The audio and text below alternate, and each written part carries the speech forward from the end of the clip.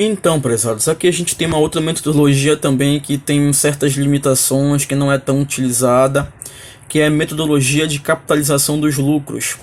Nesta metodologia, o valor da empresa é calculado por meio da média ponderada e da capitalização dos lucros históricos, lucro histórico, né, considera o lucro, por uma taxa de retorno, ou seja, uma TIR, ou pelo custo do capital que corresponde ao risco do negócio e que reflita as incertezas do mercado em que está inserida, para em seguida somarmos o valor dos ativos não operacionais ao valor operacional e obtermos o valor total da empresa. Esse método aqui é um pouquinho complicado, né? Tem duas limitações muito importantes, né? Para efeito do lucro a ser capitalizado, podemos utilizar o lucro operacional, né, ou baseado na capitalização do lucro líquido.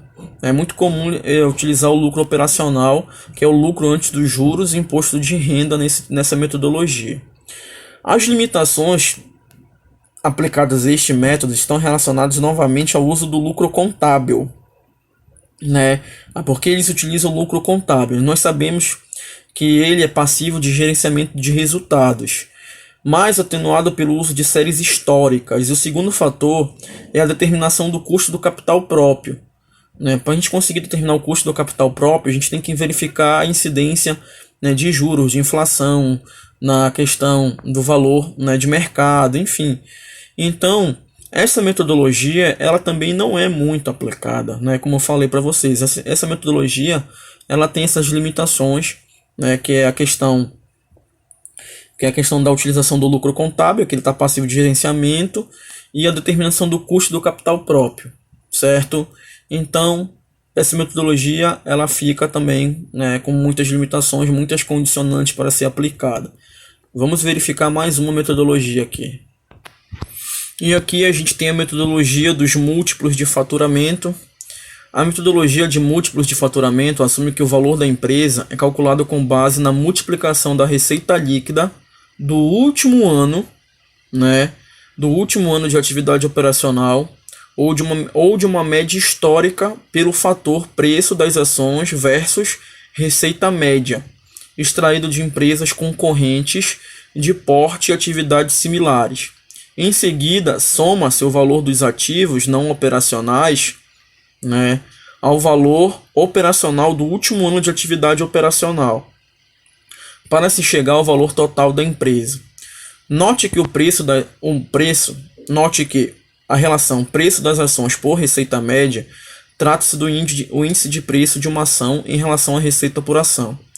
Desta forma, o valor da empresa é dado por essa equação que vocês podem perceber, né, do valor da empresa pela metodologia dos múltiplos de faturamento, certo? A receita líquida, né, do ano 1, por exemplo, do primeiro ano, versus a relação, né, o fator que relaciona preço das ações por receita média, mas vai somar, né, com os ativos não operacionais ao valor operacional do último ano de atividade operacional.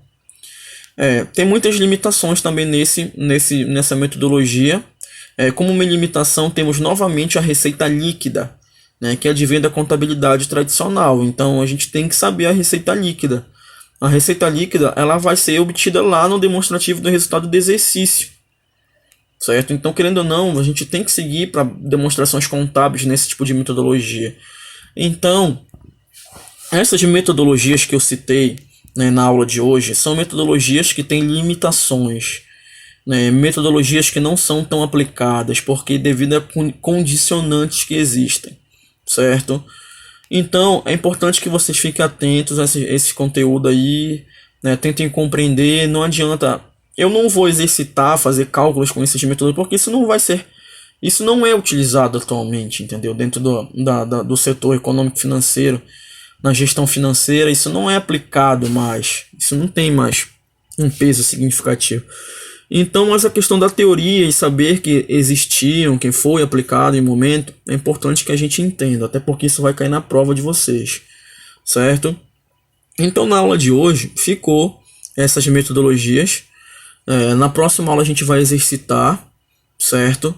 E eu sugiro que vocês façam uma leitura bem aprofundada e só para questão de assimilação, e na próxima aula a gente exercita, ok? Então até a próxima, pessoal. Fiquem com Deus.